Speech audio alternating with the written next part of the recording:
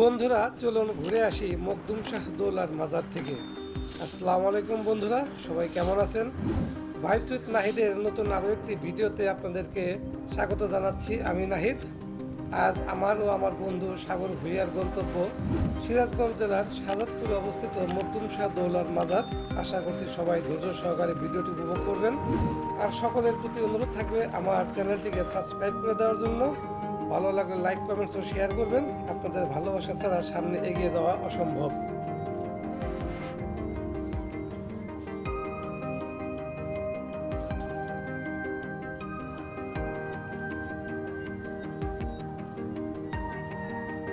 সিরাজগঞ্জ জেলার শাহজাদপুরে অবস্থিত এই মাজারটি বর্তমানে বাংলাদেশ প্রত্নতাত্ত্বিক অধিদপ্তরের তালিকাভুক্ত প্রাচীন প্রত্নতাত্ত্বিক স্থাপনা। বগুড়া নগরবাড়ি সড়কের 2 কিলোমিটার পূর্বে হুরসাগর নদীর তীরে অবস্থিত এই মাজার প্রাঙ্গণ।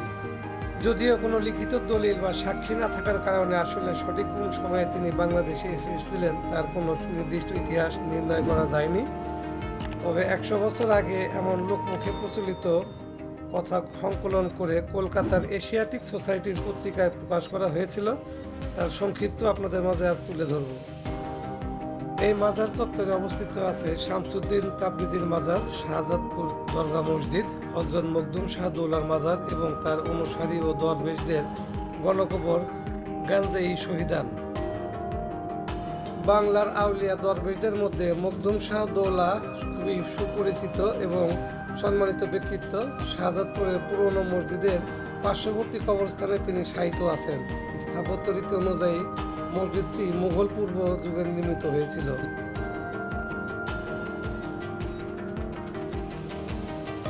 কাহিনী অনুযায়ী ইয়েমেনের জৈনিক রাজা মুয়াজ বিন জবলের শাহজাদা ছিলেন তিনি এবং বাবার অনুমতি সাপেক্ষে তিনি তার এক বোন এবং খাজা কামাল দানিশকন্দ, খাজা নূর, খাজা আনোয়ার নামে 3 ভাগ্নে এবং 12 জন আউলিয়া নিয়ে তিনি ইসলাম প্রচারের উদ্দেশ্যে বের হন।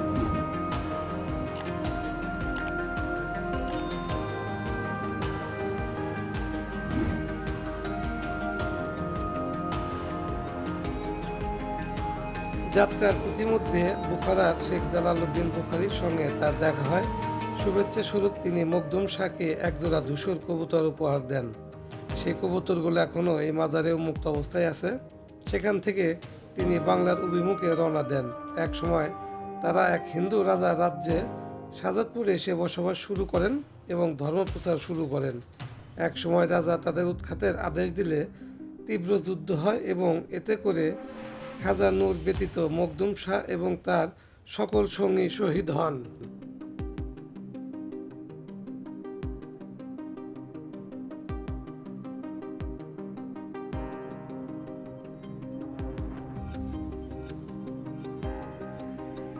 মখদুম শাহ দৌলা যে প্রাঙ্গণে শায়িত আছেন ঠিক তার পাশেই শাহ ইউসুফের সমাধি অবস্থিত এবং তার অন্যান্য অনুসারীদের একটি আঙিনায় কবর দেওয়া হয় এবং মসজিদের পাশে কবরস্থ করা হয় শামসুদ্দিন তাবরিজিকে।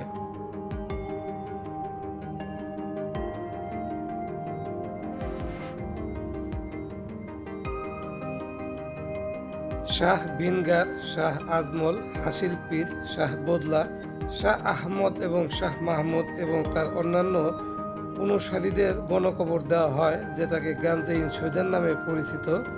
মখদুম শাহের বোন নিকটবর্তী নদীতে ঝাঁপ দিয়ে আত্মহত্যা করেন বলে জনশ্রুতি আছে এবং ওই ঘাটটিকে এখনও সতী বিবির ঘাট নামে ডাকা হয়।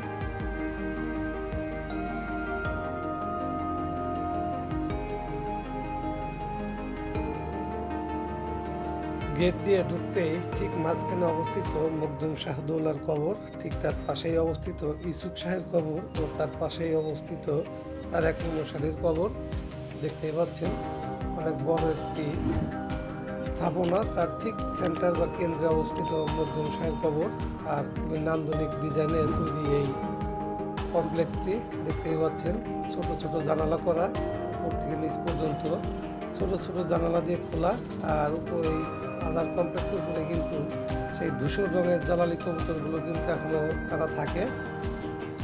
হযরত মুহাম্মদ সাল্লাল্লাহু আলাইহি সাল্লামের মাধ্যমে মহান আল্লাহ পাক পৃথিবীতে ইসলাম ধর্মকে মানবজাতির একমাত্র ধর্ম হিসেবে প্রতিষ্ঠিত করার পরে পৃথিবীর চারিদিকে ইসলাম ধর্ম প্রচারের উদ্দেশ্যে বহু পীর, আউলিয়া ও ও সাধক ছড়িয়ে পড়েন, আর এভাবেই ভারতবর্ষে ইসলামের আবির্ভাব ঘটে।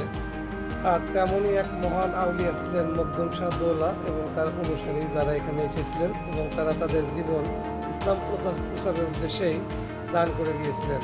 আসলে ভারতবর্ষে বা বাংলায় ইসলাম প্রচার মোটেও সহজ ছিল না, কারণ তখনকার দিনে পুরো ভারতবর্ষ ছিল শুধুমাত্র হিন্দু বা সনাতনী ধর্মাবলম্বীদের। তাদের অত্যাচার ও রক্তচক্ষু উপেক্ষা করে ইসলাম ধর্ম এখানে প্রচার করতে হয়েছিল।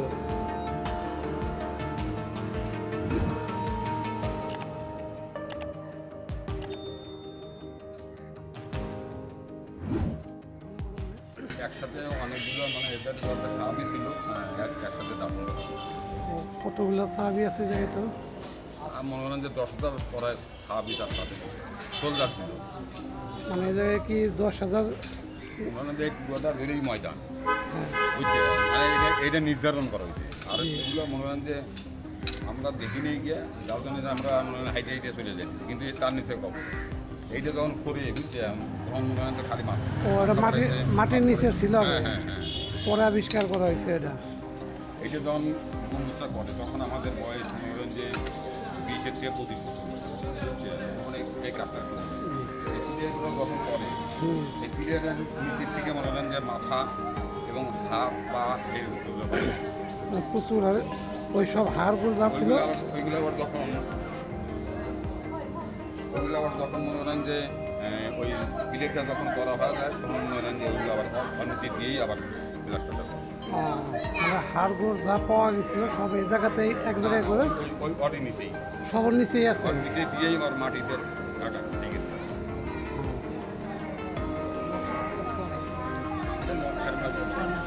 950 বছর,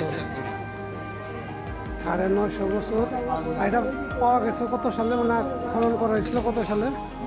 মনে করেন যে প্রায় 1000 বছর আগে। 1000 বছর আগে এসেছিল। আর এটা যে মানে মাটির নিচ থেকে উদ্ধার হয়েছিল কবে, মানে আবিষ্কার করলো কত সালে? মনে করেন যে ওনারা আসার পরে এই মসজিদটা মনে করেন যে তারা নিজে হাতে নির্মাণ করে। আর মানুষ বলে গাইবি, বুঝছেন, কিন্তু গাইবি না, তাদের হাতে তৈরি এবং তাদের অনেক অলৌকিকের শক্তি আছে। তার ফলে মনে করেন যে অনেক এই পিলারগুলো মনে করেন যে তাদের হাত দিয়ে দেওয়া খাড়া করে রাখা। ধন্যবাদ আপনাকে। ঠিক আছে। তাদের প্রায় 800 বছরের উপরে আসে। এনারা আসলেন ভারত আরবিয়ামে থেকে, এখান থেকে ইসলাম প্রচারের উদ্দেশ্যে এই ভারতবর্ষ তথা শাহজাদপুরে আসে ইসলামের উদ্দেশ্যে। ওনারা এখানে পোতাদিয়া নামে একটা জায়গা আছে, ওনারা সঙ্গী সাথে নিয়ে জাহাজ নিয়ে পোতাদিয়াতে আসে। আসার পরে এখানে মানে পানি আর পানি, কোথাও কোনো যে ইসলাম প্রচারের জায়গা এরকম খুঁজে পাচ্ছে না। ওনাদের থেকে একজোড়া কবুতর ছিল, যেটা জ্বালানি কবুতর নয়, বলতে এখানে অনেক কবুতর আছে।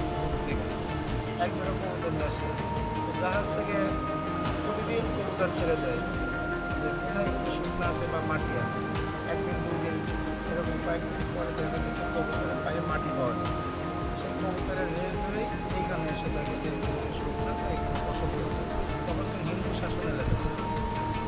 ভারতের কুচবিহার থেকে এখানে দেশ শাসন করতে হিন্দু রাজা বিক্রম কেশরী।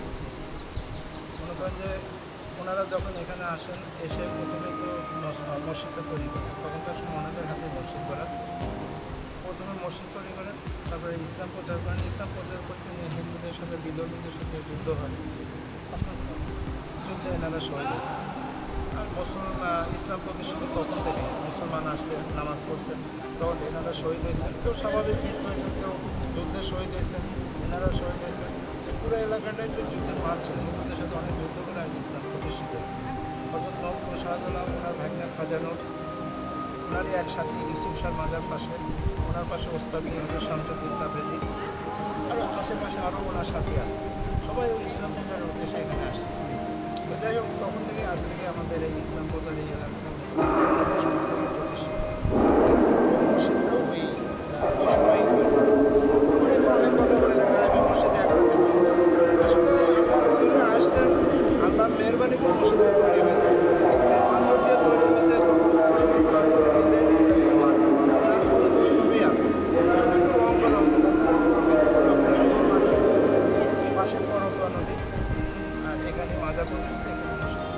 প্রতি জুম্মাবারে এখানে হাজার হাজার মুসলিম এখানে নামাজ পড়তে আসে। বাৎসরিক ওরস আছে। জিকের মাহফিল আছে, ঈদের জামাত হয়, পুরো এলাকা জুড়ে এখানে ঈদের জামাত ওরা যাতে এখানে কোনো সমস্যা নেই, এখানে গরিব দরবার এখানে আসতে মাজার দিয়ে একটু নামাজ পড়ে তার জন্য একটু চলে যায়। আসসালামু আলাইকুম। এতক্ষণ ধরে আপনারা শুনলেন এই মাজারের মুরিদ ও পেশ খতিবের বক্তব্য। ধন্যবাদ ওনাদের, ধৈর্য সহকারে তারা অনেক কিছু আমাদের জানালেন। আর এর সামনেই কিন্তু করতোয়া নদী বা হুরসাগর নদী, এই নদীর তীর ঘেঁষে গড়ে উঠেছে এই মাজারটি। আর এই মাজার কমপ্লেক্সের পাশে নতুন করে গড়ে উঠেছে মহিলাদের জন্য একটি নামাজের স্থান। এখানে মহিলা মুরিদ যারা বা ভক্ত আসেন তারা কিন্তু এখানে আসলে নামাজ আদায় করতে পারেন।